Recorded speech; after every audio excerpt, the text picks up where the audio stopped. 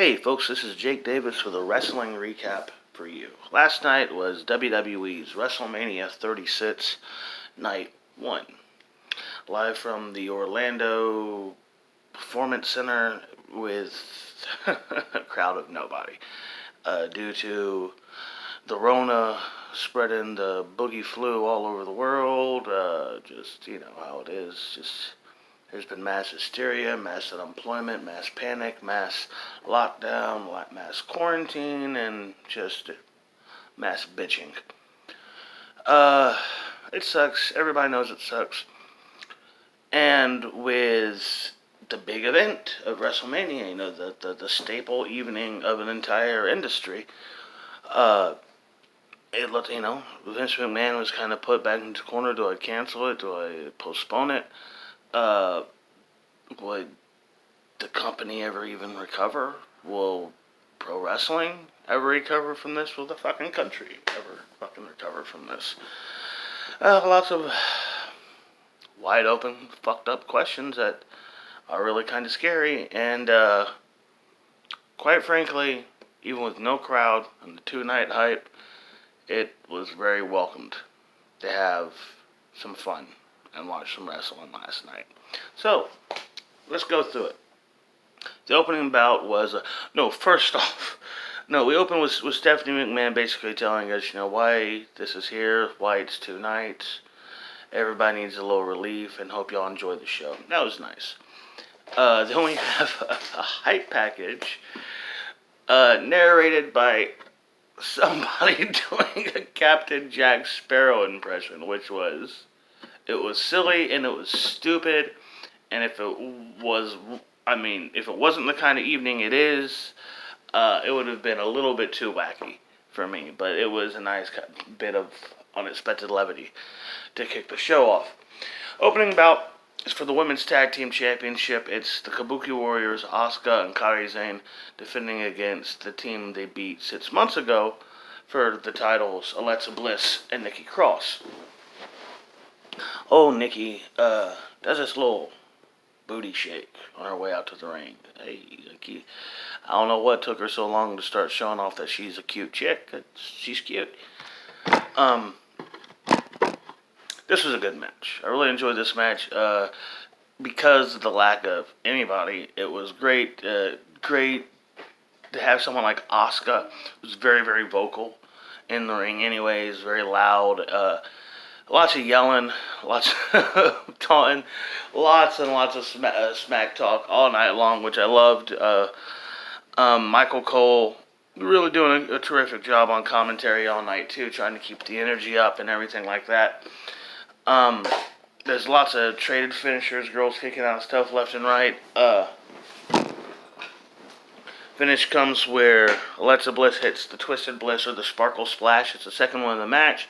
Lands it on Kairi Sane, covers, and Alexa Bliss and Nikki Cross are the new 2-time Women's Tag Team Champions. I did enjoy this match quite a bit. The truth is, I kind of enjoyed all the matches last night. There wasn't like they were all classics, and the show shouldn't even really be rated. But it was, everybody did a really good job, did their best last night. The next match is a grudge match. King Baron Corbin versus Elias the Drifter. The high package, not a package, but clips. Corbin saying Elias can't wrestle tonight. The referee should raise his hand. He wins by forfeit because he threw Elias off a balcony a few weeks ago. And Elias comes right out, taped up shoulder. They're wrestling. There's, once again, Baron Corbin is a very vocal wrestler. He's really loud, so there's lots of trash talking. And these matches were pre-recorded, so I think they most likely used, the tools at their disposal to kind of edit out calling spots and stuff like that. I won't blame them at all. There's this one bit where Corbin hits an elbow to Elias' shoulder. It's like one of the most basic kind of little thing. And he walks over to the end of the ring, yelling at the commentary, "You saw that, right? You got that? You called that?" It was real funny. I like that. Finish comes, Elias gets a schoolboy, handful of types. That's a tricky move for a babyface. And Elias picks up a WrestleMania victory. He really deserved this after getting kind of slapped around in not even matches 2 years in a row by John Cena. Next up is the Raw Women's Championship. The Man Becky Lynch versus Shayna Baszler. Now, I think that this is one of many matches that where what was probably planned or pre-booked to happen probably got put on the shelf for the sake of feel-good moments. This had also a lot of real callback nostalgia style thing, real and hard hitting. Really hard hitting match between these two girls, slapping the shit out of each other. I like the trading the finishers of, just like the WrestleManias of yesteryear. Even though seeing how these girls don't really, they had a triple threat. This is their first one-on-one match. You kind of see more that they're already trading each other's finishers. It seems usually kind of a spot reserved for guys who have long-standing feuds. She gets the sleeper, the Kiributa clutch on Becky. Becky fights out of it, rolls through, and pins Shayna to retain her Raw Women's Championship a la Bret Hart and Roddy Piper at WrestleMania 8. Great callback. A great feel-good little victory there. And a big surprise with, Becky being champion for a year now. I really thought this was nice. She was going to lose. Also, her entrance included her driving up to the arena in a big custom Mack truck that says The Man and has her face on the side. That was cool. Next up, Intercontinental Championship. Sami Zayn with the artistic collective at his side. Cesaro and Shinsuke Nakamura taking on Daniel Bryan, who has Drew Gulak at his side. They've become friends, training partners since their fucking amazing match at Elimination Chamber. This was another good match. I liked a lot of stuff in this match. First off, Sami Zayn's not wanting to get into the ring. He keeps walking around the ring, kind of stalling for time. The collective try to get involved, and Gulak takes them out. It's a shame, man, all this stuff happening right when this kid Drew Gulak was clearly coming into his own, man. This kid is just on the brink of becoming a huge star, and there's no crowd there to really get the reaction. He takes out Cesaro, throws him to the crowd, throws out Shinsuke Nakamura, bringing it back to a one-on-one match. And Bryan's just like, let him go. Sami Zayn tries to get himself counted out. Bryan chases him down, and then it gets the match going. A lot of trading things, a lot of grappling type stuff on the floor. They're going a really interesting, real wrestling type match. And once again, the grunts are everyone is so loud. Eventually, Cesaro and Shinsuke get back into it. They attack Gulak. They cause a distraction. Bryan goes on the floor to fight them off. He goes back to the top rope to go for a missile dropkick. Gets Helluva kicked out of the air. Pinned, and Sami Zayn retains the Intercontinental Championship. Very good match. Enjoyed this quite a bit. Next up. The next one is weird. We have a triple threat ladders singles match for the SmackDown Tag Team titles. Now, the deal is The Miz, I guess, is sick. I don't know if the deal is if he got COVID-19. I don't know if he has the coronavirus. In either way, I wish him well. But I kind of think that they should have just said, fuck it. Fuck John Morrison. Your partner can't wrestle. It's a ladder match. It's for the tag titles. You're by yourself then. They should have let both Usos and Big E get involved. But instead, it's John Morrison defending the tag titles in singles action against Kofi Kingston and Jimmy Uso. And yeah, this was just insane match. Lots of scaffold spots. Lots of insane stuff. I love the one part Jimmy Uso goes running across a barricade, going to do something, and just out of nowhere, Kofi Kingston throws a ladder, knocking him off the barricade, knocking him right out of the damn, cutting him off.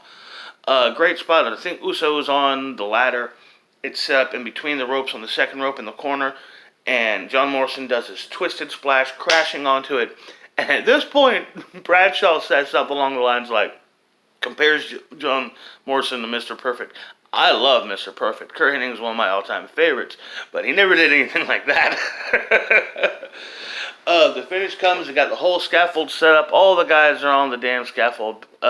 Fine. Everybody got their hand on belts. Uso and Kofi trying to work together to start headbutting John Morrison. John Morrison falls off the ladder, but he falls off the ladder with both belts, just leaving Kofi and Uso. They're just both, each man holding the rim, looking at it like, well, god damn it. It was cool. That was funny. And once again, it's a shame there was no crowd. Next up is the match I was most looking forward to this weekend, Kevin Owens versus Seth Rollins. Lots of build-up, lots of hype. They've been feuding since before Christmas, building up to this match here last night. I love the hype package before this match. They had a lot of good promos. I have one real nitpick. Stop telling us, making us think Kevin Owens is the new Stone Cold. Stop it. You got him feuding with the Authority. You got him using the Stone Cold Stunner. During the hype package, there's literally the shattering glass of the mural of Seth Rollins before Kevin Owens comes into the package. Stop telling us he's Stone Cold. He's Kevin Owens. His own unique, great thing. Let him be him. Again, I love the little Wrestlemania custom looks for this match as well. Rollins, whose whole deal now is Monday Night Messiah, came out in almost like a pharaoh robe, looking very sanctimonious, big, bright, white lights. And then Kevin Owens comes out in a custom t-shirt of a poster of WrestleMania 4 with his face on it and saying KO Mania, since it's his 4th WrestleMania. I loved both of those things. Of course, this was great. Lots of flippy stuff, lots of athleticisms, lots of trash talking, lots of hard-hitting stuff. They fight to the floor, and Rollins grabs the ring belt, whap, lays out Kevin Owens. He's disqualified, but Kevin Owens wins the match by disqualification. Rollins goes to leave. Owens gets on the mic and says, "What the hell was that? I thought you were a god. I thought WrestleMania was your church. Why don't you get your ass back in here and we finish this? No DQ, anything goes, must be a winner." Rollins obliges. And then, they get brutal. They start fighting on the floor. They start throwing each other into the walls and shit like that. Owens has him dead to rights. Owens has Rollins beat after whacking him in the head with the ring belt several times, laying him out on the announce table, climbing to the top of the set, the big WrestleMania sign, jumping off of it with a diving elbow drop onto Seth Rollins. And once again, with no crowd, and the commentators are all more shocked than anything else, not even really, oh my god, none of that kind of stuff. You just keep hearing the noises Rollins and Owens are making after that spot. It is just sickening. It was not good, man. It sounded like they were fucking dying. Owens drags his sorry ass back in the ring. Rollins begging for mercy, stands him up like a damn toy, hits him with the stunner, and it is over. Kevin Rollins gets decisive, triumphant, heroic victory at WrestleMania. It was probably, wrestle-wise, the best match of the night. Now we cut to Rob Gronkowski, whatever the hell his name, the Super Bowl guy. Him and Mojo, they've been co-hosting the show, coming back to them, doing their hype shit. When R-Truth, the 24/7 I-95 European TV champion, shows up, and he's talking like, man, this is stressful and all this kind of stuff. Can I just chill out here with you guys? And they beat him up. They fight over the cover. Mojo gets the cover, grabs the belt, and runs off. Mojo always had, here's your WrestleMania moment, buddy. Next up is the Universal Championship. Goldberg, who beat The Fiend back in Saudi Arabia back in February, taking on Braun Strowman. Even though all the hype, all the build, all the posters, even the opening match package, and even the opening package at the show, all sitting there telling you Roman Reigns. They, both with The Miz and with this Roman Reigns situation, they don't bother telling us why they're not here. Why we're not getting the promoted match. I guess they just want you to assume that it's, because the guys got sick, or the guys didn't want to work. In the case with Roman Reigns, the man has been fighting leukemia for a long time, twice in remission, and it was just not worth the risk, and I don't blame him. I don't hold any criticism towards the man whatsoever. He has to think about his children. But yeah, a little explanation wouldn't have hurt. This is WrestleMania. So Strowman comes out, Goldberg comes out, and I love Bradshaw commentary here. Don't blink. These guys are known for having long matches. And that's just what it is. It's a finisher fest. It's like when, what was it, SmackDown Know Your Role? When you could just, because I don't play a lot of modern games. But I remember there was this one video game where you could like just save up finishers. That's actually probably more of a common thing now, come think of it. But you just save all your finishers and hit like 5, 6 in a row. That's kind of shit they're doing this one. Strowman eventually hits 4 running power slams, which is always about. I probably said this before, but that's the running stampede. That's the British Bulldog, Davey Boy Smith's old finisher. The power slam is a totally different kind of slam. It's not even a power slam, you know.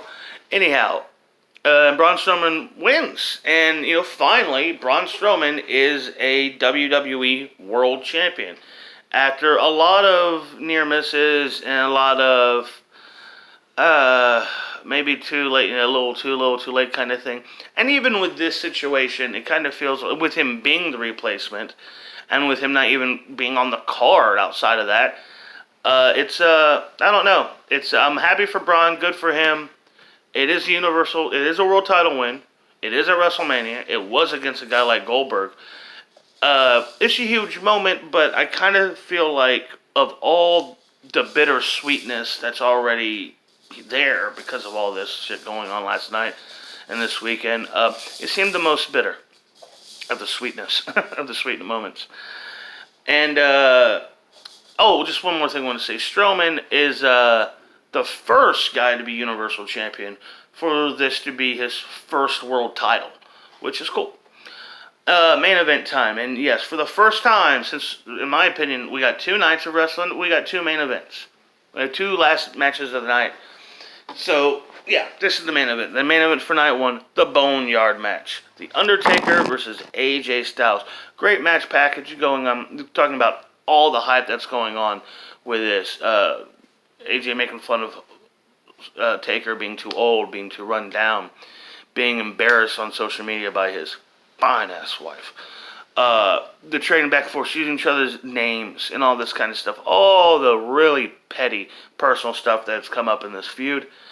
This was my favorite match of the night because they took advantage of their disadvantages with this show, shooting it outside or most likely on the sound stage of some sort.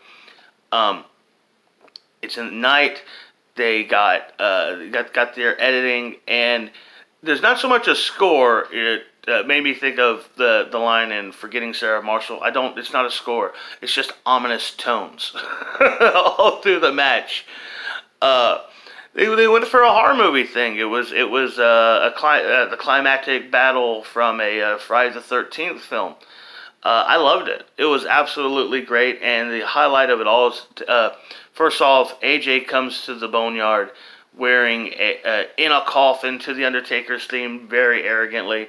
Taker comes as the American Badass, and I miss the American Badass. So when I was a kid, kind of thought Taker's gimmick was a little silly, it was a little slow, and compared to other giants like Kane, I didn't think he was as good in the ring. And then the American Badass era hit, and I got to see him personality, got to see him he was a better talker. Still had my problems with him, but that was the era where I started to have some respect for The Undertaker. He was really won me over during his American Badass stage. A lot of fans don't like it, but I thought it was something fresh, and it was something he needed for the time, just like I think it's something he needs now. The Dead Man he just can't play the Dead Man anymore. He's too old. He's not as unstoppable in the ring, just place you're big. Now you're 7 foot, 300-pound, angry Texan. Use that. And that's what I loved about it, this. And again, oh my God, all the trash talking, lots of weapons. They climb up onto the Gallows and Anderson get involved. The Druids fight. So Taker ends up fighting off like 7 or 8 guys in this match. Whatever he was talking about with the Holy Trinity, what was nothing. I guess it was just the left hand, the right hand, and fucking headbutts if I have to. He chases AJ Styles up to the roof of a barn or something, choke slams him off the roof of the barn, and then buries him alive. It was basically a buried alive match, but outside. Only at one point, Taker does do some teleporting. He's in the grave. He's beat. AJ goes up on the tractor, and Undertaker just pops up behind him, horror movie style. Basically, yeah, the match was just a buried alive match, like I said, outside. Very similar to the awful graveyard match, I think they called it, from Bash to the Beach 2000, between the Demon and the Demon Dale Torberg, whatever his name was, and Vampiro. That was really bad. This was really fun. It was a blast of a match. I really enjoyed it. I may even watch it again later today, waiting to go into the rest of the evening, the rest of the weekend's festivities. Night one of WrestleMania was a blast. I had a really good time. I thought it was really awesome. Even though I had some streaming issues at first. I mean, I wasn't done watching the show till nearly 1 in the morning. I loved it, and I look forward to the rest of it tonight. And I'm definitely rooting for Drew McIntyre. I want to know what the hell a Funhouse match is. And I expect Edge and Orton to steal the show. Anyhow, yeah, that's what I had to say about WrestleMania. Let me get this online. I'm Jake Davis, and I'll catch you on the fly.